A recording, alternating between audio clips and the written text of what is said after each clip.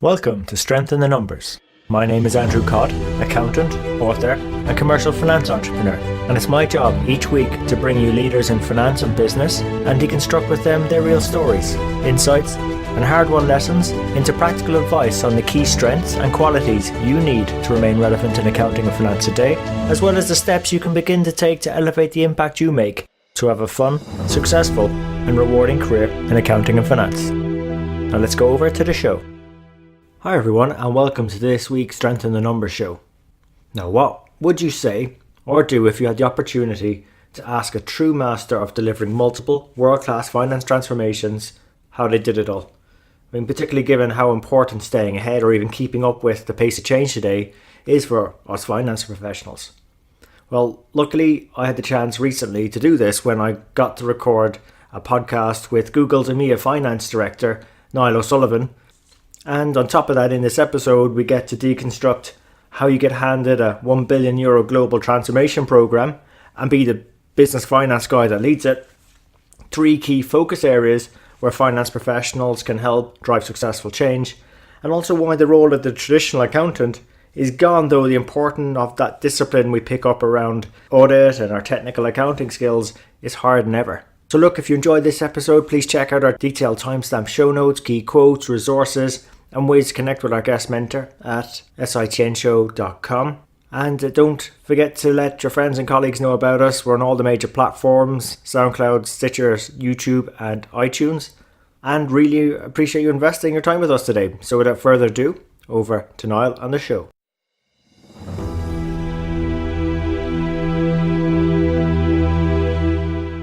So Niall, welcome to the show. Thanks, Andrew. Hey, look, it's really fantastic to have a fellow Irishman on the podcast with us, but some of our audience may not be as familiar with your journey in finance, so would you mind perhaps going a bit into that for us? Well, I started out very traditional kind of entry into accountancy, reasonably traditional. So I started out with a law degree actually back in the day out of UCD, and at that stage, I think the law, I was interested in law, I loved it. But it was very much the jobs were very much based on who your dad knew as much as anything else. And I kind of felt, the accountancy at least was a bit of a meritocracy more than the law. The law was very closed in Ireland. And also I didn't, even at that days, I liked the idea of being able to work abroad and have a qualification that enabled me to work wherever I wanted to work. So then I went into KPMG. SKC as it was back in the day, and really loved that. I had a great time in KPMG in Dublin. Made a lot of friends there. It really was very much like an extension of college, but really enjoyed my time there. Always kind of felt practice wasn't going to be for me. Wanted to get out into the industry as quick as I could. I took a couple of relatively small jobs starting off while we were thinking about whether we'd kind of emigrate or go to Australia or whatever, but we stayed in Ireland, and I got a job with a company called Softtrans back at the time. And that kind of started me in the technology space. It was a company that did software translations back when people did big, large computer manuals, and you had to have a computer manual translated into 70 or 80 languages before Google Translate came along. But that kind of got me in. It was an interesting thing. They had no cash. It ended up getting possibly taken over by Robert Maxwell back in the day. By his business, it was a very interesting challenge in business. Cash flow was a major problem. So I learned very early about the importance of cash flow. We're looking at, just ringing the bank on a Monday morning, deciding which checks would bounce. Was a really good experience for a young kind of financial controller, and knowing the value of cash. And I know from a lot of my colleagues as I grow along, that really did have a big impact on me. And you got to know where your cash is. The fundamentals of any business is knowing your cash. I was lucky enough then to go and I got a job with Dell Computers. They were setting up the operation in Bray in Ireland. And at that stage, I think, those companies were prepared to take chances on people relatively young. And they took a chance on me, and I was one of the first employees out in Dell in Ireland. But that was really fun at the time, and again, that enabled me then to go in. I went in as finance director into Oracle, and that set me off into the shared services kind of world. And they were looking at, Ireland was obviously a shared services centre, and we, again, back in those days, what we were producing CDs and manuals, and that was the way you would record your software sales, is when the CDs and the manuals would leave the business. Again, so you'd get it if you bought an ERP system from Oracle, you get a truckload of books, as soon as you bought the software. So, but we knew that wasn't going to last, so we started to divert into getting into financial shared service centres, setting up in Ireland and bringing activities from all across Europe into Ireland, and doing things that are now done in India. But it was, again, that was quite advanced at that stage. And subsequent to that, I moved on and said, oh, I'd love to work for an Irish company. I'd worked for multinationals for a while, so I said, let's and there was a few kind of jobs in the offering, and I held out because Aircell at the time were the mobile phone business for Ireland, and they were owned by Eircom at the time, a public company, and we're going to go public. And I thought that was a very exciting opportunity. The mobile penetration was only about 20% at the time. So I joined Aircell, again, an Irish company, and thought that this was absolutely great. The company went public, rapid expansion, like from nobody having a phone by the time I started to nearly everybody having one by the time, within a couple of years. It was just a brilliant, really, really fun time. And from having worked for an Irish company, we went through, pretty rapid change from being a publicly owned company, a subsidiary of Eircom, to being a private company on the stock exchange in Ireland, and then very, very quickly after that, the mobile business was taken over by Vodafone. So rapid change within a relatively short space of time. So so then Vodafone came in, and quite quickly they said, hang on, we have a problem in Portugal. Would you go be CFO in Portugal? So from a year before, it talks about career planning. From a year before, yeah. I'm not going to hold out and work for an Irish company. I ended up as CFO for Portugal and for Vodafone in Portugal. And that, funnily enough, it took me a long, long time to get back to Ireland after that, because the plan was, I got promoted then to run the transformation program for Vodafone globally. Vodafone was a collection of acquisitions at the time, but no real connections between the two. Their financial systems didn't talk to each other. Nobody talked to each other, really. And so the idea was then we put a project together to link the HR systems, the supply chain systems, and the finance systems into one big project. Project was probably cost about €1 billion over 5 or 6 years. That's massive project. And ended up being one of the biggest ERP implementations in Europe at the time, over 100,000 users onto one system. But really tough program. Niall, just on that one, when someone, how did that come about out of interest? Because that is a huge program. Was that something you were pushing, or did someone come to you and say, we need to do all of this? And well, I was on the finance leadership team at the time for Vodafone, and I suppose a new CFO came in, and when I went down to Portugal, there was a lot of issues around the quality of the accounts, and lots of things had to be done. So I had a very kind of programmatic mind, and I put a lot of projects in place because to try and drive all the change. And one of the reasons that I was driving so much change, I had to have a limit on how much change I could have to implement on the system. So I put quite a detailed project management system in place. And I think the CFO came down and said, hang on, this is what what we need. And there was a really key decision. And it's interesting to see it here, to put a finance person in charge of that transformation. Normally you'd see an IT person maybe lead it. Yeah. But Vodafone made a real kind of, I think, a very smart decision at the time to have it led by the business as opposed to led by IT. And I think that drove a lot of buy-in and a lot of kind of, it was a business-led program as opposed to an IT-led program. But it was extremely challenging, really, and that time we did it, we were looking for a lot of investments. We started maybe a year before the economic crash. So, we had burned a lot of our project cash at the time of the crash. So there was a few kind of really key decisions. Would we keep going, or would we stop? And luckily enough, I think we were just past the point where we'd burned so much cash that it didn't make any sense to stop. But had it happened a few months previously, the whole thing probably would have been canned and postponed. So, but the end project was hugely successful. We ended up saving probably over €1 billion a year in terms of supply chain, and then been able to really get into the finance side and really cut, a significant amount of cost out of the business, which was crucial for Vodafone at the time, crucial for survival.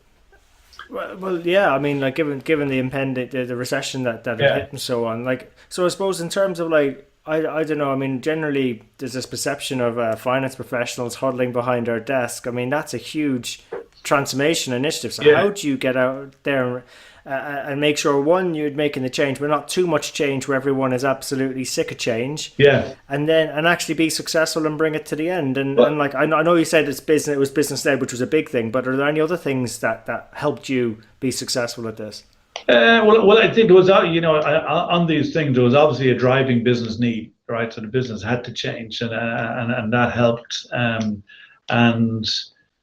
Equally, Vodafone had a lot of really strong finance people who were, they were very kind of maths driven. They were hungry for information and precision around finance, and there was a huge level of frustration because they couldn't get the information they needed. Equally, it was very much in the post-growth phase, and they were looking at, every point of margin was absolutely crucial. So the finance people kind of came to the fore in the precision around finance was crucial for running the business. So, looking at, we mentioned cash flow earlier in our discussion. That ability to predict within a couple of 100,000 every year what your cash flow was going to be, it just gave a huge assurance to the market. At least, the business might be struggling in some areas and challenging, but at least the discipline and the accuracy, there was never ever a miss in terms of accounting or accounting issues or anything, that despite all the pressure that was on the business, they all had a really good idea of being able to predict what was going to happen. I mean, that must have been a huge change, and I know it was probably with the bones of 10 plus years ago now, but like it's interesting in the times we're in now with finance transformation, digital finance.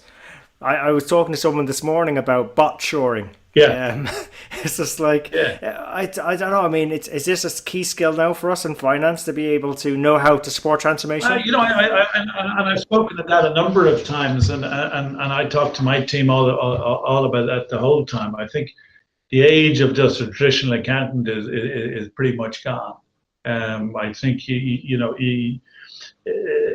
machines will be able to do, like, everything needs journal entries, all that sort of stuff is just going to be gone. So I think month-end processes would be completely automated in time, right? But how do you get to that position? So what do you need to know to get to that position? So you need to know how the processes work, right? You need to know process engineering.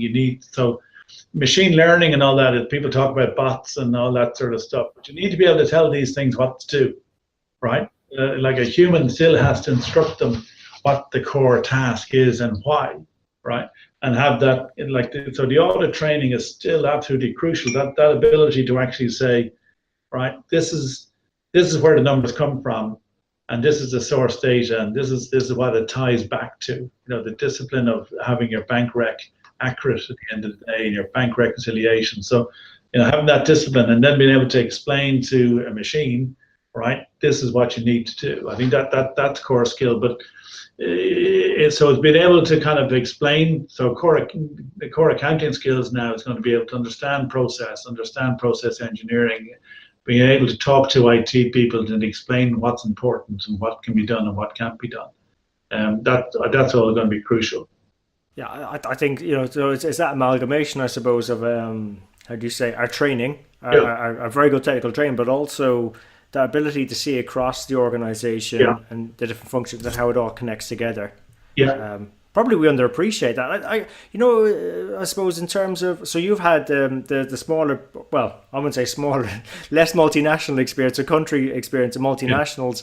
Are there any sort of things that stand out to you that one does better than the other, or what can one learn from the other in your experience, Niall? Well, I think that I've always done a huge amount of that, of best practice sharing. And one of the things I used to do is, any new, I used to have a meeting after when the group was kind of 6 months after joining the business.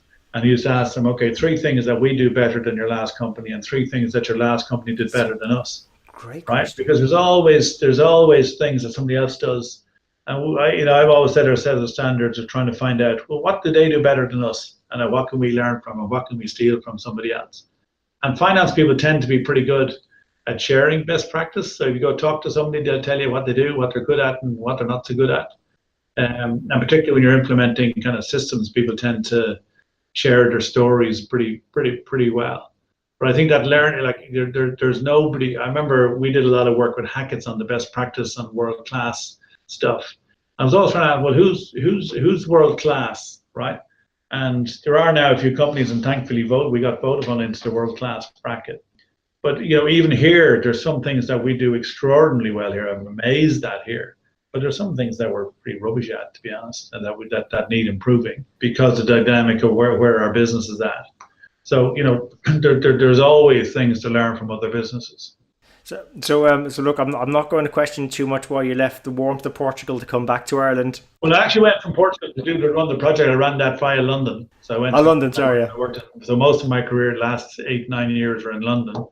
I had an interim stop with a company called Pearson, a big education company, where I was running a great project, another finance transformation project there, and then Google came along and had a role for me here in Dublin. And the opportunity after 13 years to come back to Ireland was great. It was just great, yeah. And I suppose in terms of your work at Google, I mean, what's exciting you most about your current work in finance? Well, I think the big thing here really is the pace of change. It's an extraordinarily, some of the things we do here you couldn't imagine even trying in Vodafone. So like I only have teams in 3 countries. I have people in London, people in Moscow, and people here, and we do the accounts for 130 countries from here.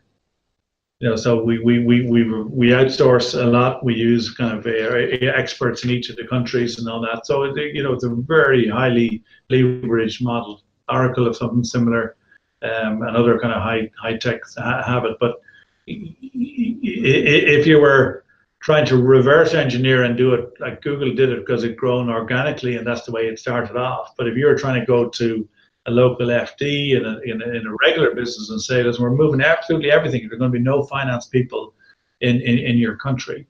I think that would be that but it really does work, and it's pretty amazing. And the other interesting thing I think as well is that back to your earlier point on the FP&A side, which is run by a colleague in London, there's a lot of people in there now that are different types of finance professionals. There's not a lot of chartered accountants. There's a lot of data scientists that are coming into the world, and data visualization and all this sort of new languages coming, and people who can see data and kind of make patterns out of it and say, okay, if that seems to me like there's a pattern there. If we do X as a result, we can boost our revenue or boost our penetration and stuff. So there's a lot of new skills coming out. So the traditional skill of accountants moving into kind of business partnering and into FP&A, there's going to be much more specialization coming through. So you're sort of preempting my next question, really. I guess now it's like for us as finance professionals to remain relevant and keep adding value to the business. Like, what are the best skills or what best things to be focusing on so we're doing the right things and have sustainable careers in finance? I think there's a couple of things. I think just complete, the boosting of your database analytical skills is huge. I think that data mining skill, the ability to, so everybody talks about big data, it is a massive issue, but somebody has to figure out what it means, right? All this thousands of data points coming in, but seeing real patterns in that, I think is absolutely huge and very important. But there's more emphasis. So the other thing is the thing we spoke about earlier. There's always going to be a huge need for change management skills and project management skills, and to be able to really kind of run to change things, because the change is constant. You mentioned the bots, you mentioned artificial intelligence, machine learning, all that sort of thing. All that means that a finance has to go from where it is today to a different position. I think that's absolutely crucial. The core skills still of understanding the process of how numbers get created, so how a number gets into the into the end financial statements from the core processes, and to be able to explain which is important and which is not. So in FP&A, if it's forward-looking and it's kind of scenario building, that's fine. But what is the source of that data, and how reliable it is? So there's three kind of core areas: the controls and compliance. All that sort of areas will still be a really more important skill as we try to outsource more and get computers to do more. The people who understand, hang on, there's going to be somebody making a big mistake soon. Oh, yeah. I think we're just waiting on that, weren't we, to come in the headlines? The machine made a mistake here, and you have to unravel and see where the mistake was made. But having really good kind of high quality skills to understand the end-to-end process, I think is going to be huge. Yeah, I think that's it. It really is, and it's appreciating the skills we already have, and then just supplementing with because to your point on the controls and compliance now, like the way I've just got it pictured in my mind now is that business models continually change. Yes. If they don't change, they're not keeping up. So if it's been programmed in a particular way and no one's gone back to say, are these controls still relevant? Exactly. And that's when the big mistake is going to come. It's not because someone's tried to do something new and it's failed. It's we've been doing something the same way and it's no longer relevant. And it's and that understanding then of where the numbers come from. I think that accounting training and your core training, I think, is absolutely crucial. So the understanding of the accounting side, but I think that auditing skill and that compliance skill and that discipline will always be really important. It definitely. And Niall, look, you've been giving us great advice, and look, you've had an amazing career. But I suppose in terms of yourself, what's been the best bit of advice you've ever received? Oh, I think early in my career is hire the best people you can, and I still think this is really crucial. People still come into me and are looking for, headcount is always going to be scarce, and I think modern companies really look at headcount has been a real way of controlling the spend in a business, and that's certainly true in all the big tech companies. So every time you hire somebody, that's a major investment for you and your team. So really concentrate on making and when I ran the ERP program, I knew nothing about ERP or technology. But everybody on your team should know more about something than you do. Yeah, definitely. Right? That's a great one. What skill do they bring that you don't nothing about? So we're doing banking licenses at the moment here, and we're bringing in people who know an awful lot more about it than me. And back in my old job, some of the people I hired and who were part of my team were just brilliant on the technology side. And that really is the key. Do you have people around who know more than you do about something? Yeah, that's that's interesting. That's going to be interesting for a lot of finance professionals who feel like that they have to know it all. But actually, these days it's probably a disadvantage, or we're holding ourselves back a bit by doing that. Yeah. So anytime you interview somebody, what extra are they going to bring to the party, right? Well, actually, if you think about it, the business could actually be investing that money rather than in finance in an extra quota carrying rep or a sales head. Someone's going to bring money in. So that absolutely is a challenge. Yeah, that is the competition now. Yeah, absolutely. So what extra do we bring? So when someone comes in, is what are they going to return back to the business, even if it's in a compliance role? Exactly. There's got to be some value being unlocking there. And I suppose in terms of resources you found useful in your career, if there are any sort of books or papers or anything, Niall, you could recommend our audience follow up on? The other thing I think is for kind of accountants to concentrate on their communication skills. Their ability to communicate their point clearly and succinctly. A lot of non-finance people very surprisingly find some finance topics quite boring, right? So, before you got to get in there and tell them something interesting before the eyes glaze over, right? Yeah. Yeah. How is that finance not fun, eh? Exactly. Yeah. So I think that just that ability to explain your points in an elevator pitch, right? You meet somebody senior and say, what's going on for you? And to be able to kind of really succinctly say, this is what the problem I have. And this is a possible solution. I think, as young people develop their careers, I think that investing on that communication skills side is really important. And actually, I think in addition to that communication, when you sort of said the word solution there, Niall, I think that's the other angle here. I think there's a big perception of finance blocking business progress and saying no a lot. Yeah. Where's okay, it's like more like, okay, have you thought about it this way or another possible solution? And that's where the communication comes in. It says, well, you can't do this. This is the reason you can't do it. But if you do this, if you do it this way, this is the benefit you'll get out. You might get better reporting, you might get better information, it'll be more reliable. But to be able to explain why you're blocking, I think is absolutely key. Yeah, no, I think that's fantastic advice for audience. And look, just as we're nearly wrapping up, Niall, is there any sort of other advice you could maybe share with our audience, or maybe parting thoughts so we can keep relevant and have those meaningful careers in finance? Yeah, like obviously I have still having a great career in technology sides. I've always been really interested in the innovation side. But I think that thing just be open, find out where other people are doing things better. And just be full of ideas and full of there's always somebody doing something better, and there's always somebody who has a solution to the problem you're facing yourself. So build your network, build your level of expertise with people outside your own world. Hey, look, I think you've just led into an absolute brilliant close for this podcast, Niall, because that's the reason for this podcast coming together. Is I fundamentally believe within our profession across the world, someone knows the answer to one of our problems. And the more we share and are open-minded to ask the questions, what works or what doesn't work, what works well or what could be better, I think that's a great way of just learning off of each other. So look, really appreciate you investing your time with us today and coming on the show. And that's why I agree. You're great to do this, Andrew. I think, just kind of getting people talking and learning is very crucial. So well done to you as well for getting the series going. So there you have it. Hope you enjoyed today's show. If you'd like to know more about our guests today, their bio, and follow up on the resources mentioned during the show, you can find all the relevant links and more at sitnshow.com. There you'll also be able to get access to earlier shows, read the latest blogs.